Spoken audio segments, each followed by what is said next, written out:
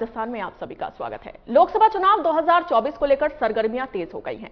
NDA गठबंधन और India alliance जोरों शोरों से तैयारियों में जुटा हुआ है और राजनीतिक दलों जैसी बहस बाजार चौराहों और चाय की दुकानों पर भी हो रही है। तो वहीं मतदान की तारीख घोषित होने के बाद से लोग जीत हार का गणित लगाना शुरू कर दिया गया है और इंडिया न्यूज राजस्थान की टीम ने भी उदयपुर के फेमस पंडित जी के लेमन टी के साथ लोकसभा चुनाव की चर्चा की। ये रिपोर्ट देखिए। राजस्थान में लोकसभा चुनाव की सरगर्मियां तेज हो चुकी है। कांग्रेस और बीजेपी ने अपने प्रत्याशी उतार दिए हैं। उदयपुर में ब्यूरोक्रेट्स वर्सेस ब्यूरोक्रेट्स का मुकाबला है और पंडित जी की लेमन टी पर इस वक्त हम खड़े हैं। चाय पर चर्चा करेंगे और पूछेंगे, यहाँ पर जानने की कोशिश करते हैं कि उदयपुर के क्या कुछ हाल हैं, क्या कुछ यहाँ के समीकरण कहते हैं, क्या कुछ यहाँ के लोग सोचते हैं। स्वागत करता हूँ सर। चाय कैसी बिक रही है बताओ पहले। चाय तो हर दिन बेहतर ही बिक रही है, अच्छी बिक रही है। और आप आए तो फिर उदयपुर में लोकसभा चुनाव का बिगुल बज चुका है। क्या मानते हैं, उदयपुर की क्या तस्वीर है? पिछले कार्यकाल से संतुष्ट है, नहीं है, क्या कहेंगे? संतुष्ट तो पिछले कार्यकाल से तो नहीं है। क्या दिक्कत है? दिक्कत बहुत सारी है। हम तो छोटे दुकानदार हैं, लेकिन दिक्कतें की बात करें तो बहुत सारी है। और 5 साल में कुछ हमें नजर नहीं आया। छोटे लेवल से देखें, बड़े बड़े काम तो चलो प्रस्ताव सभी रखते हैं, पास होते नहीं होते हैं। ये तो जनता और बता देगी आपको कि भाई क्या हुआ क्या नहीं हुआ। पिछले कार्यकाल में ना ही हुआ काम तो बिल्कुल ही। अर्जुन लाल जी मीणा सांसद थे यहाँ पर, स्वास्थ्य के चलते काफी सक्रिय नहीं रह पाए। वो लास्ट में उनकी कुछ तबीयत भी खराब हो गई थी। और तबीयत खराब हो गई थी, लास्ट में चलते तबीयत खराब हो गई थी। लेकिन जो काम तो तबीयत खराब होना वो अपने स्तर पे है, लेकिन कुछ नियम जो होते हैं, नॉर्म्स होते हैं, उन नॉर्म्स को तो थोड़ा फॉलो करना ही पड़ेगा ना। जब हम हमारी जिम्मेदारी रख के अगर वोट करते हैं, हम ही तो फॉलो ही करते हैं ना। हम चाहेंगे चलो आज नहीं हम कल आएंगे, तो हमारे लिए थोड़ी रुकेगी सरकार। सरकार बनाने के लिए तो एक दिन तय किया गया कि उस दिन ये होगा तो होगा, हम भी साथ में हैं। चाय जितनी कड़क बनाते हैं उतना ही कड़क बोलते भी हैं। सर साफ सुथरा कहना देसी है, मतलब देसी मेवाड़ी भाषा में साफ कहना सुखी रहना। इस बार मुकाबला ब्यूरोक्रेट्स वर्सेस ब्यूरोक्रेट्स का है। दो अधिकारी मैदान में है, कांग्रेस और बीजेपी से। क्या लगता है, जनता स्वीकार करेगी? जनता तो देखो, काम हुआ नहीं हुआ लेकिन स्वीकार तो करेगी करेगी, ये तो फाइनल है, इसमें कोई दो राय नहीं। किसे स्वीकार करने वाले? अभी जो नया जो टिकट मिला उनको। बीजेपी से मन्ना लाल जी रावत हैं, वहीं कांग्रेस से उदयपुर के पूर्व कलेक्टर हैं ताराचंद जी मीणा। क्या लगता है आपको? लेकिन जो लहर है वो लहर के हिसाब से तो बीजेपी ही। मोदी के चेहरे पे वोट पड़ेगा। बस चक्कर वही चल रहा है और वही चलेगा। जिस तरह से पंडित जी की लेमन टी पर हम इस वक्त पहुंचे हैं, और पुदीने वाली जो चाय है, लेमन टी काफी खट्टी है, लेकिन यहाँ के अनुभव काफी मीठे हैं। और यहाँ पर कुछ लोग हमारे साथ हैं, हम बात करते हैं। नाम बताएं सर। तुलसी राम पानेरी हुकुम। चाय कैसी है? चाय तो सदाबहार है साहब। पंडित जी की चाय पीने के बाद में तो दिल बिल्कुल बाग बाग हो जाता है। और हम दिन में एक चाय यहाँ नहीं पिए अगर उदयपुर में हो और यहाँ नहीं पिए तो समझ लो कि दिन ही खराब है। एक चाय तो यहाँ पीनी पीनी है और पंडित जी से दिल का गहरा रिश्ता है। तो चाय पे आए हो तो चुनाव भी आ गए हैं, चुनाव पे भी बात कर सकते हैं। बिल्कुल सर, चुनाव पे भी खुल के बात करेंगे। क्या लगता है उदयपुर में? लोकसभा का चुनाव है सर, खुल के कमल जीतेगा। मोदी जी की सरकार बनेगी, 400 के पार जाएगी। क्यों, इस बार तो कांग्रेस से ताराचंद मीणा भी हैं जो कलेक्टर रहे हुए हैं यहाँ पर। सर कलेक्टर रहो या आईएएस रहो या संभागीय आयुक्त रहो, कोई दिक्कत नहीं है। नाम चलता है सिर्फ। आज की तारीख में बस नाम चल रहा है, एक ही लहर है बस। और जो काम हो रहा है वो काम दिख रहा है। बीजेपी आएगी, डंके की चोट आएगी। बीजेपी को राम मंदिर का फायदा मिलेगा? राम मंदिर का तो सर सहर्ष फायदा मिलेगा, वो तो दिख रहा है। बाकी जो बिना दिखे पर्दे के पीछे वो फायदा और अलग मिलने वाला है। जो दिख रहा है वो तो मिलेगा ही मिलेगा। बाकी पर्दा के पीछे जो फायदे हैं वो और खुल के सामने आने वाले हैं। अब आप तो भूलो, हिंदुस्तान के अंदर बस एक ही परचम लहराएगा, जय श्री राम। बिल्कुल, जय श्री राम का परचम जो है वो पूरे हिंदुस्तान में लहराता नजर आ रहा था। मोदी के नाम पर यहाँ कहीं ना कहीं वोट पड़ने की बात सामने। नाम बता दो। मेरा नाम सुनील है। चाय कहाँ है आप? नहीं, मैं चाय मेरी ख़त्म हो गई अभी। मैं जी बताएं। उदयपुर में चुनाव की क्या स्थिति मानते हैं आप? उदयपुर में दो लोग जो सामने सामने हैं, उनमें किसका पलड़ा भारी लगता है आपको? देखिए, अभी तो स्थिति देखो क्लियर नहीं है, क्योंकि अभी नाम क्लियर हुए हैं और ब्यूरोक्रेट्स वर्सेस ब्यूरोक्रेट्स की जो एक टक्कर है वो इस बार रोचक होने वाली है। बाप का भी प्रत्याशी यहाँ उतार दिया गया है। देखिए, सबसे बड़ी बात यह है कि बीजेपी यहाँ सांसद, पूर्व में सांसद यहाँ बीजेपी से ही रहे हुए हैं और बीजेपी का एक गढ़ माना जाता है। अब पिछले कार्यकाल में ये कहा जाता है कि जो सांसद अर्जुन लाल जी मीणा थे, उनके खराब स्वास्थ्य के कारण वो सक्रिय नहीं रह पाए। कहीं न कहीं ये इनका माइनस पॉइंट हो सकता है। दूसरा माइनस पॉइंट ये है कि उन्होंने जो गांव गोद लिए थे, उन पर डेवलपमेंट नहीं हो पाया। अब उनके प्लस पॉइंट की हम बात करें तो जो केंद्र की तरफ से जो विकास के जो मुद्दे आए थे या विकास के जो काम हुए थे वो हुआ, चाहे आप सड़क के ले लें, चाहे आप रेलवे स्टेशन के ले लें, एयरपोर्ट्स के ले लें, वैसे फायदे हुए हैं। और मैं यहाँ इस बात कहना चाहूँगा कि उदयपुर संसदीय क्षेत्र का जो चुनाव है इस बार बड़ा रोचक होने वाला। वजह मैं बता चुका हूँ कि दो पूर्व अधिकारी यहाँ चुनाव लड़ रहे हैं। देखिए, एक कलेक्टर जो पूर्व में रहे हैं वो चुनाव लड़ रहे हैं, दूसरे जो परिवहन के अधिकारी रहे हैं वो चुनाव लड़ रहे हैं।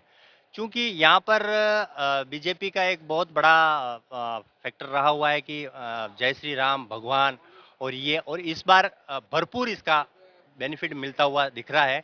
और मेरे हिसाब से जो अभी मैं स्थिति क्लियर नहीं कर पाया हूँ, लेकिन मुझे ये लगता है कि बीजेपी को जितने सारे पूर्व में जो राम मंदिर हैं ये मुद्दे कहीं न कहीं उनको बेनिफिट्स पहुंचाएंगे। और जो कैंडिडेट्स हैं उनका भी जो एक सरल स्वभाव है, एक हर किसी से घुलना मिलना, ये कहीं न कहीं उनको प्लस पॉइंट पहुंचाएगा। मोदी सरकार ने जो जो गारंटियां दी थी वो तीनों पूरी हुई है। 3 बड़ी गारंटियां मोदी सरकार ने दी थी। सबसे पहले मोदी सरकार ने कहा था कि हम धारा 370 हटाएंगे। उसके बाद उन्होंने राम मंदिर का वादा भी किया था, और उसके बाद उन्होंने कहा था कि हम जो अभी फिलहाल ये जो कानून लेकर आए हैं इस कानून के लिए भी उन्होंने बोला था, और तीनों ही वादे जो हैं वो उनके पूरे हुए हैं। सीएए जो अभी लागू हो गया, समान नागरिकता कानून, इसमें जो पाकिस्तान, जो अफगानिस्तान और यहाँ से विस्थापित लोग थे उन्हें काफी इसमें फायदा मिला है, उन्होंने उसका स्वागत भी किया है। क्या इस लोकसभा में इन तीनों गारंटियों का फायदा मिलेगा बीजेपी सरकार को? मिलेगा बिल्कुल। अगर नागरिकता दी है जो लोग यहाँ, तो कम से कम जो 20% वोट उन्होंने इसको पास करके वोट बैंक बढ़ाई है मोदी जी का, तो इससे उनका स्वाभाविक बात है कि वोट बढ़ेगा। उदयपुर में ताराचंद जी मीणा जो पूर्व कलेक्टर रहे हैं, एक आरटीओ अधिकारी रहे मन्नालाल जी रावत, इन दोनों का मुकाबला है। जनता स्वीकार करेगी इन्हें? बिल्कुल ये रोचक मुकाबला होगा, क्योंकि ताराचंद जी सीधे लोगों से, कलेक्टर रहते हुए लोगों से जुड़ाव है सीधा उनका भी, कहीं न कहीं मन्नालाल जी का ही है, तो कहीं ये बिल्कुल रोचक मुकाबला होगा। एक तरफा नहीं कह सकते इस चीज को, इसका रिजल्ट कुछ भी हो सकता है। बिल्कुल, दोनों अधिकारी हैं, इस वजह से मुकाबला रोचक हो ये जरूरी नहीं, लेकिन दोनों ही जो कैंडिडेट हैं ये ब्यूरोक्रेट्स हैं, और इसके बीच में एक बाप पार्टी जो आदिवासी पार्टी है उसने भी एंट्री मारी है। इन बाप की एंट्री के बाद बीजेपी और कांग्रेस के लिए जीत कितनी आसान होगी और कितनी मुश्किल होगी ये आने वाला वक्त बताएगा। लेकिन हमारे साथ एक शहरवासी और हम बात करेंगे। नाम बताएं सर। कौशल आमेटा, उदयपुर शहर के रहने वाला हूँ। क्या लगता है इस बार उदयपुर की सीट पर मुकाबला रोचक होगा या एक तरफा जाता नजर आ रहा है आपको? नहीं, बिल्कुल रोचक होगा। जो पिछले आंकड़े अगर आप देखेंगे, रघुवीर मीणा और अर्जुन लाल जी मीणा के बीच में जो टाइप रहा था, उतना परसेंटेज नहीं रहेगा। कहीं न कहीं ताराचंद जी लीड लेते हुए नजर आएंगे, क्योंकि जब वो कलेक्टर रहे थे और राजस्थान के यशस्वी पूर्व मुख्यमंत्री अशोक जी गहलोत ने जो योजनाएं दी थी जन कल्याण तक सब तक पहुंचाने के लिए, और वो योजनाएं काफ़ी हद तक ताराचंद जी ने जमीनी स्तर पे पहुंचाई थी, उसका कहीं न कहीं बहुत ज़्यादा फायदा इनको मिलेगा। क्योंकि अगर सही मायने में देखे जाए तो उदयपुर में ट्रिपल इंजन सरकार है और राजस्थान में डबल इंजन सरकार है, लेकिन जमीनी स्तर पे खाली अपन कह सकते हैं खोखले वादे हो रहे हैं।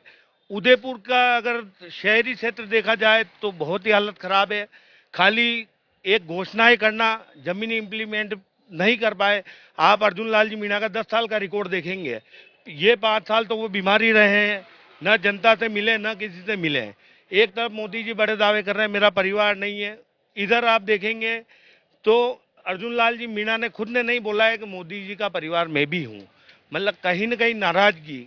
और ये अभी जो ब्यूरोक्रेट्स को टिकट दिया है उदयपुर में, ताराचंद जी कहीं न कहीं जनता से जुड़े हुए हैं, इस बार आपको 100% चेंज देखने को मिलेगा। मोदी सरकार की 3 गारंटियों की काफी चर्चा हो रही है, उसके अंदर धारा 370 हटाने से लेकर राम मंदिर निर्माण और सीएए जो लागू किया है उसकी। और यहाँ अगर हम उदयपुर की बात करें तो उदयपुर में अगर सड़क कनेक्टिविटी देखें, रेलवे कनेक्टिविटी और एयरपोर्ट की स्थिति देखें तो उदयपुर से अहमदाबाद ब्रॉडगेज शुरू हुई है, वंदे भारत की सौगात उदयपुर को मिली है, और रेलवे स्टेशन का डेवलपमेंट हम देखें तो टर्मिनल्स की संख्या बढ़ी है। तो ऐसे में उसका लाभ क्यों नहीं मिलेगा बीजेपी को? बिल्कुल मिलेगा कहीं न कहीं, लेकिन आम गरीब तबके के लिए अगर बात करें, उदयपुर आदिवासी इलाका आता है। अगर आदिवासी इलाके में देख लें अपन का 5 किलो राशन दे के जनता को खरीद लें, उदयपुर का अगर आप संभाग देखेंगे तो आदिवासी बेल्ट से घिरा हुआ है, उसके सीएए से कोई लेने देना नहीं है, उसको वंदे मातरम ट्रेन से कोई लेने देना नहीं है। अगर रोजगार की बात करें तो जो दावे करके भजनलाल जी की सरकार राजस्थान में आई थी, कानून व्यवस्था की बातें करके जो राजस्थान में आई थी, वो जमीनी स्तर पे जीरो है। क्यों कि अगर इन पिछले 3 महीनों का आंकड़ा अगर निकालेंगे राजस्थान सरकार का, क्योंकि एक तरीके से बोले चिट्ठी सरकार चल रही है, दिल्ली से चिट्ठी आती है, भजनलाल जी उसको खोलते हैं। अगर जमीन पे देखें, आपराधिक गतिविधि इन 3 महीनों में बहुत ज्यादा बढ़ी है। और मेरा तो यही कहना है कि जो बड़े बड़े दावे चल रहे हैं देश में का, राजस्थान का जो बेल्ट है और उदयपुर जो संभाग है वो आदिवासी बेल्ट है। ये सब चीजें अपनी जगह पे है, आदिवासियों के लिए सोचना चाहिए।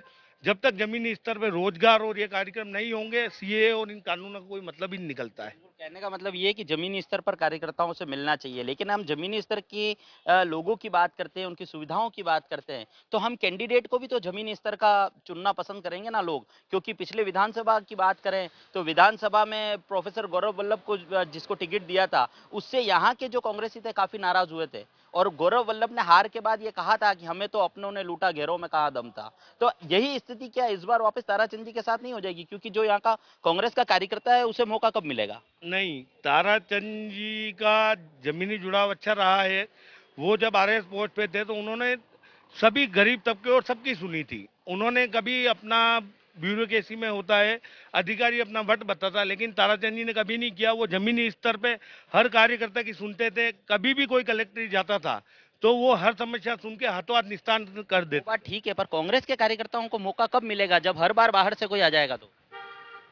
इसका तो आलाकमान ही जवाब दे सकता है। और ये निर्णय सोच समझ के ही लिया है, क्योंकि ये कोई छोटा चुनाव नहीं है। इसके लिए कौन को ये अच्छा निर्णय सोच के ही ताराचंद जी को टिकट दिया है। बिल्कुल, आप देख सकते हैं उदयपुर की लोकसभा सीट की अगर हम बात करें तो ब्यूरोक्रेट्स वर्सेस ब्यूरोक्रेट्स का यह मुकाबला है। एक तरफ कांग्रेस से ताराचंद मीणा जो कि उदयपुर के पूर्व कलेक्टर रहे हैं, वहीं दूसरी ओर उदयपुर के पूर्व आरटीओ रहे मन्नालाल रावत भारतीय जनता पार्टी से इस बार चुनाव लड़ रहे हैं।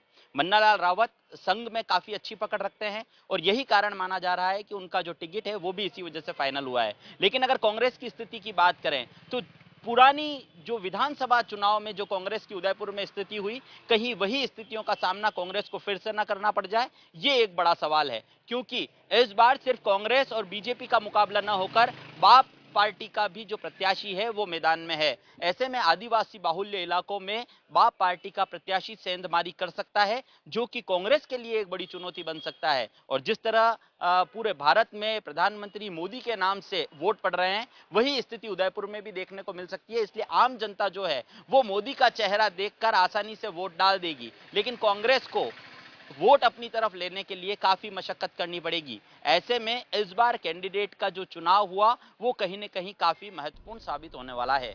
उदयपुर से इंडिया न्यूज के लिए अभिषेक जोशी।